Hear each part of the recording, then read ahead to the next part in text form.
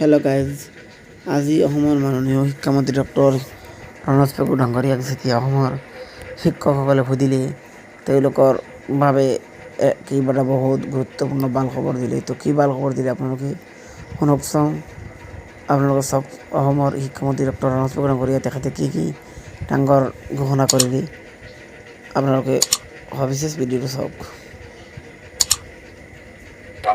আমি এইকেইদিন দুদিনমান ৰখিলো, হাইকোৰ্টত এটা কেছ চলি আছে।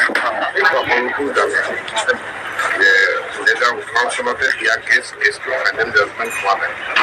এতিয়া যিটো জাজমেণ্ট আছে, জাজমেণ্টটো আমাক মানাও কৰা নাই, কিন্তু এটা বাক্য লগাই দিছে যে আমি যি সিদ্ধান্তই নলওঁ কিয় সেইটো finally depend on the outcome of the judgement. এই ফাইনেল যিটো হ'ব তাৰ ওপৰত। গতিকে তেনেকুৱা এটা আমি এতিয়া ৰেগুলাৰাইজেশ্যন কৰিলেও সেই লাইনটো আমি লিখি দিব লাগিব যে he or she his service has been regularized provided it may get modified after the final outcome of the final judgment of the High Court. এইটোত এটা সিদ্ধান্ত লোৱাৰ পাছত কাৰণ CMA যেতিয়া SSA বা ষ্টেট স্কুলৰ টিচাৰখিনিৰ ক্ষেত্ৰত ক'লে, সেইদিনাখনে মোক কৈছে যে আমি হাইস্কুলৰ এডিশ্যনেল কণ্ট্ৰেক্টুৱেল টিচাৰখিনিও কৰিব লাগিব। ইয়াৰ পাছত কোৰ্ট কেছটোৰ কাৰণে আমি ৰখি দিলোঁ, মাজত ইলেকশ্যনো আহিলে। এতিয়া মই এটা মুখ্যমন্ত্ৰীৰ লগত আলোচনা কৰিম, কণ্ডিশ্যন লগাই পেলাই আমি দিম নে নিদিম।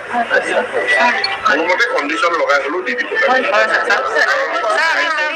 হাইকোৰ্টখন ইমান মানে স্কেল দিয়া 4 বছৰ হৈ গ'ল। আমাৰতো NPS পৰিয়ালৰ কাৰণে ঢুকাইছে, কেইজনমান ঢুকাইছে।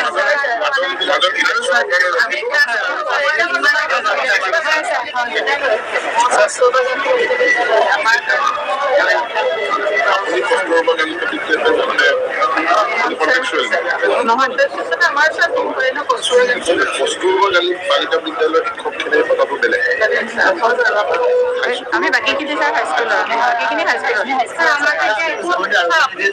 সেইটো ছাৰ আমি কৰিব পৰা নাই।